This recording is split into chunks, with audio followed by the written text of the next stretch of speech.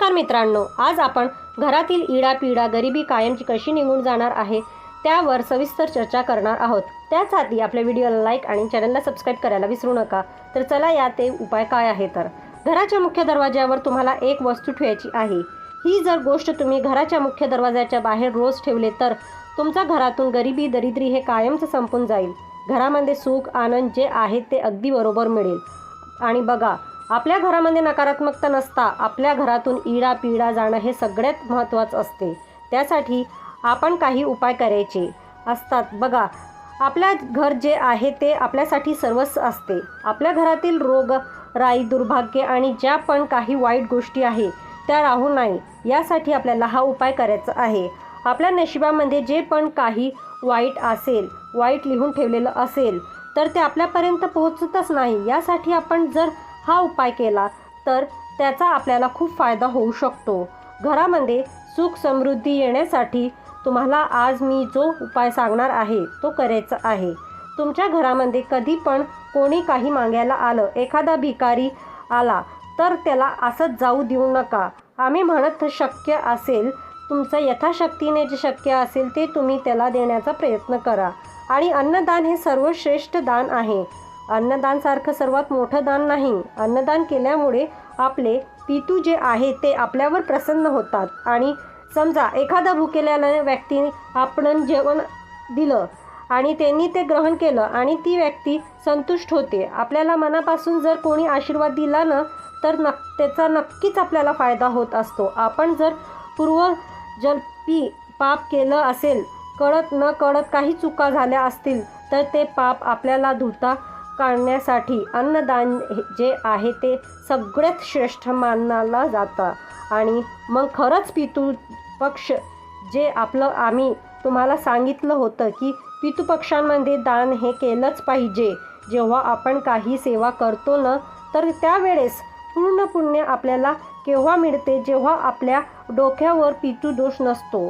त्याचा तुम्ही भला मोठ्या मोठ्या पूजा यत्न करा, पण तुमच्या डोक्यावर जर मोठ्यात मोठा पितृदोष असेल, तुम्ही पितरांना प्रसन्न करण्यासाठी काही उपाय अमुक एक वेळ करत नसेल तर त्याचा काही उपयोग होत नाही। म्हणून काही उपाय करण्याच्या आधी तुम्ही लक्षात ठेवा, कुठला पण दुःखामध्ये सुखामध्ये आपल्याला आपल्या पितरांचं स्मरण करायचं असते। आणि दुसरी गोष्ट म्हणजे तुम्हाला तुमच्या मुख्य दरवाजाजवळ एक दिवा लावायचा आहे रोज संध्याकाळी म्हणजे बघा 1, 6:30, 7 नंतर तुम्हाला संध्याकाळी जेव्हा सूर्य मावळतो तेव्हा तुम्हाला रोज संध्याकाळी मुख्य दरवाजांच्या बाहेर कोणत्याही दिशेला असे काहीही डाव्या किंवा उजव्या असं काही नाही आहे, मुख्य दरवाजाच्या उंबरट्याच्या बाहेर रोज तुम्हाला एक दिवा लावायचा आहे। जसं आपण दिवाळीला पाणती लावतो त्याचप्रमाणे फक्त लक्षात ठेवा, ह्या दिव्यामध्ये तुम्हाला मोहरीचं तेलच वापरायचं आहे का वगैरे तर नाही न। प्लीज विनंती करून आत्ताच सांगते, त्या दिव्यामध्ये तुम्हाला मोहरीचं तेलच टाकायचं आहे। आणि दुसरी गोष्ट म्हणजे हा दिवा तुमच्या घराच्या मुख्य दरवाजाच्या बाहेर कोणत्याही दिशेने जिथे जागा असेल व्यवस्थित तिथे तुम्ही लावू शकता। आणि बऱ्याचपैकी थोडं जास्त तेल टाकत जा, कारण दिवा जेवढा जास्त वेळ राहील तेवढ्याच जास्त प्रभाव पडत जाईल। आणि बघा, मोहरीच्या तेलामध्ये नकारात्मकता शोधून घेण्याची खूप ताकद असते। म्हणून आपल्याला घराचा जो उंबरठा आहे तर त्यामुळे लक्षात ठेवा, मोहरीच्या तेलाचा दिवा लावण्यामुळे आणि बघा दिवा जो असतो तो एक प्रकाशाचा जाणीव करून देतो। कुठलीही पूजेची सुरुवात आपण दिवा अगरबत्ती लावून करत असतो, तर त्यामुळे असा जर दिवा तुम्ही तुमच्या घरामध्ये लावलात तर कुठलीही नकारात्मकता येणार नाही। घरातली इडा पिडा बाहेर फेकली जाईल। आपल्या घर जे आहे आनंदाने प्रकाशने भरून निघेल। आणि दुसरी गोष्ट म्हणजे बघा, आता दिवा लावते तर मला प्रश्न येऊ शकता की ताई त्या दिव्याचा नंतर काय करायचं वगैरे। बघा, त्याबद्दल राख वगैरे काही उरली असेल तर तुम्ही एखादा झाडाजवळ जाऊन टाकू शकतात। पिंपळाचं झाड असेल तुमच्या घराजवळ अति उत्तम, ह्या पिंपळांच्या झाडाजवळ टाका. त्याचा दुसरा इतर कुठल्या झाडाजवळ टाकला तरी चालेल, पण तुळशीजवळ नका टाकू. आणि बघा, तुम्ही तो दिवा मातीचा लावू शकता, पितळीचा लावू शकता, काहीच हरकत नाही. तोच दिवा तुम्हाला स्वरूप करून दुसऱ्या दिवशी लावायचा आहे. आणि हा उपाय जो आहे अतिशय प्रभावी आहे.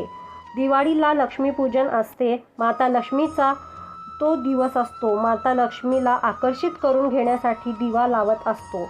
असंच रोज एकच दिवा तुम्ही जर तुमच्या घराजवळ लावला, बघा तुळशीला तर मी सांगत असते, आम्ही स्वतःसुद्धा तुळशीजवळ दिवा लावत असतो. त्याच प्रकारे एक दिवा तुम्हाला अजून तुमच्या घराच्या बाहेर लावायचा आहे. बघा, मुख्य दरवाजाजवळ आपण हा दिवा लावल्यामुळे आपल्या आयुष्यामध्ये खूप काही बदलू शकते. खूप काही चांगल्या गोष्टी आपल्याला आयुष्यामध्ये घडते. आणि तुम्ही लावायला सुरुवात करा. जेव्हा तुम्ही लावलाल ना, हळूहळू 15 दिवस, 1 महिन्यानं, 1.5 महिन्यानं तुम्हाला असे अनुभव, आणि ते जेव्हा तुम्हाला काही कारणामुळे तुम्हाला जमेल नाही, विसरून गेले, तर त्या दिवशी तुम्हाला स्वतःला काहीतरी विसरल्यासारखं किंवा काहीतरी राहून गेलं, मासिक धर्म वगैरे असेल, तर त्या दिवशी घरातल्या पुरुष, मुलं, मुली कोणीही लावला तरी चालेल. असं काही नाही, लावला पाहिजे. आपण सगळे घरामध्ये राहतो, घरी आपल्या सगळ्यांचे घर, तर त्यामुळे त्या घरामध्ये सुख राहावं यासाठी आपण सगळ्यांनी प्रयत्न केला पाहिजे. म्हणून हा उपाय घरातले कोणीही करू शकते, असं काही नाही, फक्त केला पाहिजे. आणि हा दिवा तुम्ही लावायला सुरुवात करा. 100% तुम्हाला त्याचा चांगला अनुभव जे आहे ते अनुभवायला मिळेल. ही अतिशय महत्त्वाची माहिती आम्हाला तुमच्यापर्यंत पोहोचवायची होती. माहिती आवडली असेल तर व्हिडिओला लाईक करा, शेअर करा, कमेंट करा. पुन्हा भेटूया अशा एका नवीन माहितीसोबत. आणि हो, अशाच प्रकारची माहिती मिळवण्यासाठी आमच्या व्हिडिओला लाईक आणि चॅनलला सबस्क्राईब करायला विसरू नका. आणि हो, कमेंटमध्ये श्री स्वामी समर्थचा जयघोष करायला विसरू नका. श्री स्वामी समर्थ.